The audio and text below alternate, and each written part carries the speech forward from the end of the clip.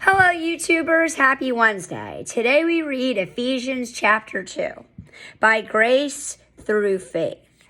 And you he made alive, who were dead in trespasses and sins, in which you once walked according to the course of this world, according to the prince of the power of the air, the spirit who now works in the sons of disobedience, among whom also we all once conducted ourselves in the lusts of our flesh, fulfilling the desires of the flesh and of the mind, and were made by nature children of wrath, just as the others.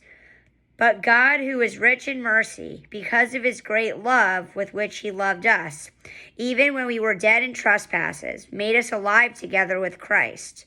By grace you have been saved, and raised us up together, and made us sit together in the heavenly places in Christ Jesus, that in the ages to come he might show the exceeding riches of his grace in his kindness toward us in Christ Jesus.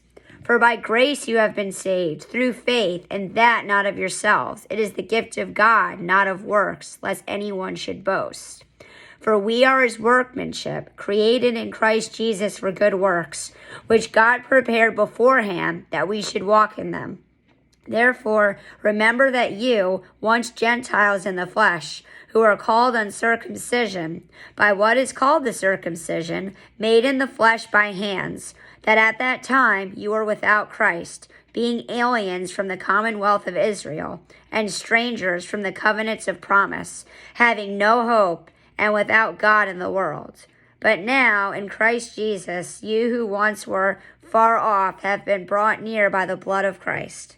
For he himself is our peace, who has made both one, and has broken down the middle wall of separation, having abolished in his flesh the enmity, that is, the law of commandments contained in ordinances, so as to create in himself one new man from the two, thus making peace, and that he might reconcile them both to God in one body through the cross, thereby putting to death the enmity.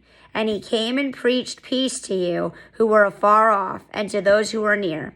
For through him we both have access by one Spirit to the Father.